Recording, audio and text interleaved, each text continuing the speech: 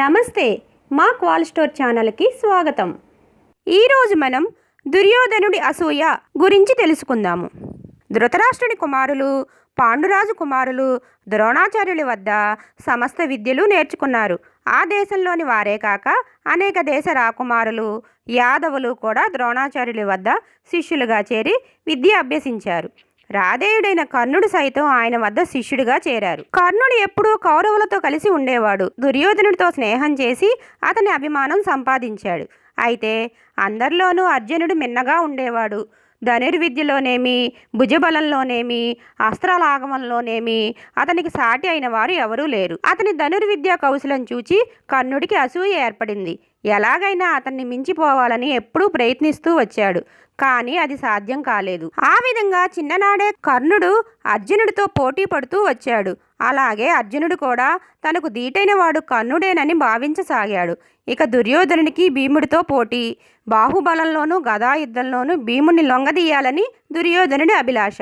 అయితే మహాబలుడైన భీముడు ఆటపాటల్లోనూ అస్త్రశస్త్రాది విద్యల్లోనూ గదాయుద్ధంలోనూ దుర్యోధనుని పరాజితుడిని చేస్తూ వచ్చాడు. అందుచేత భీముడి మీద అసూయ ద్వేషం రాను రాను పెంచుకుంటూ వచ్చాడు దుర్యోధనుడు. మొత్తం మీద అన్ని విద్యల్లోనూ పాండవులు కౌరవుల్ని మించిపోయారు. గురువు ద్రోణాచార్యుల వారికి కూడా పాండవులంటే అమితమైన ప్రేమ అభిమానం ఏర్పడ్డాయి. ముఖ్యంగా అర్జునుడు ఆయనకు ప్రియ శిష్యుడైనాడు. అతడి గురుభక్తి సత్ప్రవర్తన విద్య నేర్చుకోవడంలో అతనికి గల పట్టుదల ఇవన్నీ ద్రోణుని ఎంతగానో ఆకర్షించాయి. ఒకనాడు కౌరవులు పాండవులు ఇతర రాకుమారులంతా తన ఆశ్రమంలో ఉన్న సమయంలో ద్రోణాచార్యుడికి తన మనసులో తొలిచివేస్తున్న అవమానం సంగతి జ్ఞాపకం వచ్చింది. ద్రుపదుడిపై పగ తీర్చుకోవాలన్న అభిలాషతో ఆయన తన శిష్యులందరినీ పిలిచి, శిష్యులారా, నా మనసులో ఒక కోరిక ఉంది. అదొక పెద్ద కార్యం. అది మీలో ఎవరైనా చేయగలరా? విద్య పూర్తి అయిన తర్వాత మీలో ఎవరైనా నా కోరిక తీరుస్తారా అని అడిగాడు. అందుకు కౌరవులు ఎవరూ బదులు చెప్పలేదు. అప్పుడు అర్జునుడు లేచి, గురుదేవా, మీ కోరిక ఎలాంటిదైనా నే తీరుస్తాను అని ప్రతిజ్ఞ చేశాడు. ద్రోణుడికి ఎంతో సంతోషం కలిగింది. అర్జునుడిని కౌగిలించుకుని తల నిమిరాడు.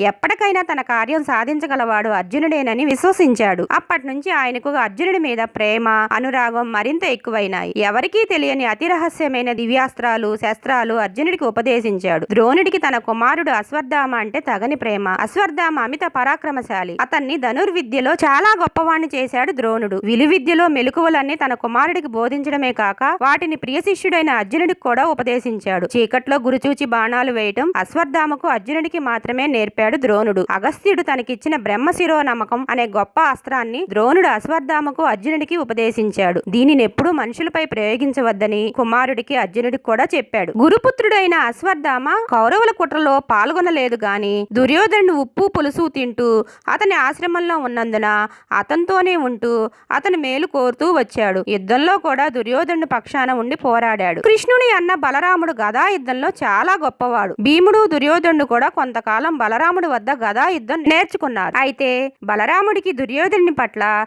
అభిమానం మెండుగా ఉండేది. అందువల్ల ఈ ప్రక్రియలో దుర్యోధనుని గొప్పవాడిగా చేశాడు. అయినా సహజమైన బలం కలవాడు కావడం వల్ల భీముణ్ణి దుర్యోధనుడు ఎప్పుడూ ఓడించలేకపోయాడు. ఆటల్లో జలక్రీడల్లో మృగాల వేటల్లో గురువు పెట్టే పరీక్షల్లో ఎప్పుడూ భీముడు దుర్యోధనుడి కన్నా మిన్నగా ఉండేవాడు. దుర్యోధనుడు ఇది సహించలేకపోయేవాడు. అంతేకాదు హస్తినాపురంలో ప్రజలు రాజోద్యోగులు ద్రోణాచార్యుడు కృపాచార్యుడు ఆఖరుకు భీష్మాచార్యుడు కూడా పాండవుల గుణగణాలను ప్రవర్తనను వారి శక్తి సామర్థ్యాలను పదే పదే చెప్పుకుంటూ వారిని పొగుడుతూ వచ్చారు. పాండురాజు పుత్రులు చిన్నతనంలోనే ఇంతటి పేరు ప్రతిష్టలు సంపాదించుకున్నందుకు ధృతరాష్ట్రుడు కూడా సంతోషించాడు. ఈ పరిస్థితి దుర్యోధనునికి రాను రాను కంటకింపు అయ్యింది. మత్సరగ్రస్తుడై అతను లోపల ఎంతగానో కుమిలిపోతూ వచ్చాడు. పాండవుల్ని ఏ విధంగానైనా హతమార్చాలన్న దుర్బుద్ధి అతనిలో అంకురించింది. అది రోజు రోజుకు పెరిగి పెద్దదవుతూ వచ్చింది. మరిన్ని విశేషాలతో నెక్స్ట్ వీడియోలో కలుసుకుందాం.